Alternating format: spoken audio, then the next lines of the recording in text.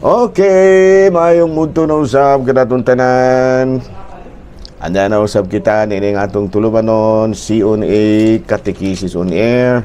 Ug ako lang gihapon kini yung ubos nga alagad Reverendo Padre Edwin Academia Acab. Abino adlaw na usab karon nga unsa man tarong adlaw may gala. Biyernes, pizza 16 na kini sa bulan sa Mayo. Ug padayon kita sa ato ang pagpangalagad dinhi lang gihapon sa inyong istasyon DYWC o sa DYWC Teleradio. Binoari na ta manghigala sa ato ang Saint of the Day. Boy na ang atong Saint of the Day karon bisag way ng utana. Matod pa ni Brad Jones Manaban bisan way ng utana. Mayo 16 ang atua karon nga santo mao si San Peregrino Salasyosi.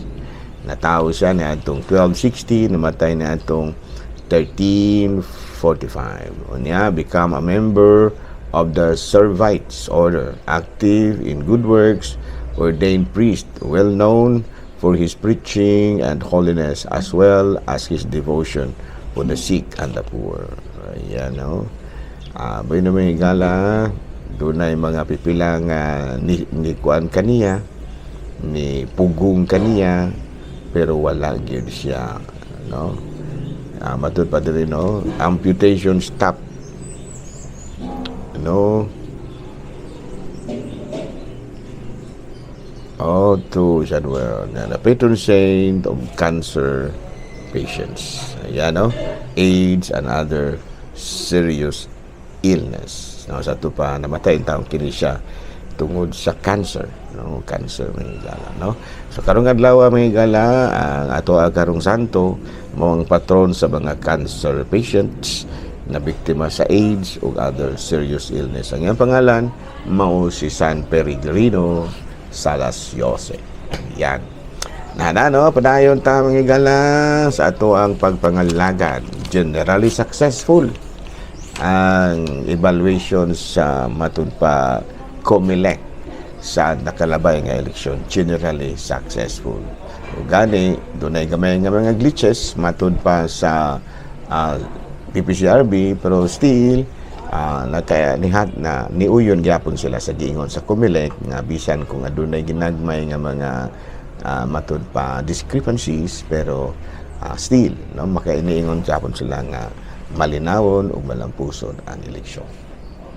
Balita mga higalagikan sa Vatican, no, ang atong talahuron nga Santo Papa si Pope Leo XIV padayon, no, nga nakigsuod sa mga mga tigbalita, mga journalist, no, gani sa dunay panahon nga iya kining gipatawag dito sa palasyo nga sa Pinoyanan dito sa Vatican aron sa pagpakiginabi kanila. Maukad to mga higala, mga balitang simbahanon ni ining kabuntuhon ug padayon kita sa ato ang mga pagpangalagad. Okay. Bayno aron na ta mga higala sa ato ang pagtulunan. Aron na punta sa isyu nga giisgutan. Father, naa may silingan ba? Gibadlong manoon may kung ano kuno mungaon may dinuguan. Kay matud ginadili man dai kuno kana sa Biblia. Sabi no, dili man noon ta makaingon nga wala ginana may nasulat gyud sa Biblia, no, nga ayaw sa Deuteronomy kapitulo 12 bersikulo 23, ayaw gayud ninyo kana ang dugo kayang dugo kinabuhi ug ayaw ninyo kana ang kinabuhi uban sa unod. Sabi no, mulitan maglalis ana. Pero aduna man gud poy giingon si Kristo, no, sa Mateo kapitulo 7 versikulo 10 hangtod sa 19 nga mahimong kanon ang tanang pagkaon, no, kay matud pa niya walay pagkaon nga makapakasala kanato, no, walay musulod sa atong baba nga makhatag kanato makapakasala kanato kung dili ang mugawas lamang gikan sa atong lawas, no, kay matud pa niya ang pagkaon dili man musulod sa kasing-kasing adto lamang sa tiyan ug mugawas sa usabon niya. Mo kanay gisulti ni Kristo niya gideklara pa gyud niya nga pwedeng kanon ang tanang pagkaon, no, subuna nga ang atong tan-awon may kadungod ba di ay si Kristo, no? Nga may katungod ba di ay si Kristo nga moingon ni ana. Matud pa sa Colosas kapitulo 2 bersikulo 16, busa ayaw ninyo itugot nga may maghukom kaninyo mahitungod sa pagkaon o ilimnon o mahitungod sa adlaw nga balaan o bahin sa adlaw nga igpapahulay. Kining tanan mga aninol lamang sa mga butang o malabot apan ang katumanan mao si Kristo. So diha na dapit ang ato ang basihan nga nung mukaon ra gyud ta. Kay ngano man niingon si Kristo nga ayaw ninyong itugot nga may maghukom kaninyo mahitungod sa pagkaon o ilimnon o mahitungod sa adlaw nga balaan o bahin sa adlaw nga igpapakulay. Yung gani niingon siya nga sa Marcos 7 kapitulo 10 19 mahimong kanon ang tanang pagkaon.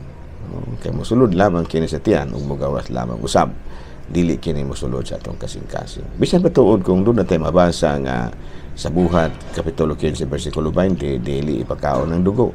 Pero matud palagi lahi man pud ang atoan laging pananaw ana, no? Ang dugo nga giingon matud pa diri kinabuhi man, no? Kinabuhi man, no? Kay niingon man nga ayaw gid nyo kana ang dugo kay ang dugo kinabuhi. Sa ato pa kuan kini siya kanang gitawag nato figure of speech, pasabot-sabot ba kay ang dugo kinabuhi. Sa ato pa ato yung tahuron ang kinabuhi, dili lang ang dugo, no? Kaya nga naman ang dugo ipakaon dabaya na kay ningon mo si Kristo nga mahimong kanon ng tanang pagkaon unya kanang dinuguan pagkaon baya na kay unsa may pasabot og pagkaon kanang gitawag nato og pwedeng kanon edible, no? Edible mas ato pa kining dinuguan edible naman na di man na makahilo sa ato pa pwede ra na siyang kanon. Pero ang atong Ginoong Hesukristo pod mideklara man gyud pod nga mahimong kanon ang tanang pagkaon. Nya kanang dinuguan kay makaon man na dili man na makahilo. So man nga mukaon na gyud ta. No, ang mga laing relihiyon tungod lagi kay matud pa nakabasa pod sila. Sige na dili nato sila mabasol. Pero man mabasa mo buta. No, kung Biblia ang ilang basihan nganong di sila mukaon og dugo, Biblia mapod ang atong basihan nganong mukaon pud ta. So patas ra, no? So ayaw mukaon kay tungod sa Biblia, kami pod mukaon ra pud may tungod sa Biblia. So wala ra may problema. Kay puros man di ay Biblia ning atong gibasihan, kawas kung ang among gibasihan dili Biblia kay medyo maglalis ta na nya kay Biblia ra man pod. Maglalis ta kabahin nga naman pod sa Biblia nga pwedeng kanon ang tanang pagkaon. Sa pa tanan gyud na. Nabay pagkaon nga tanan o nya na ay dili. Ayan, no?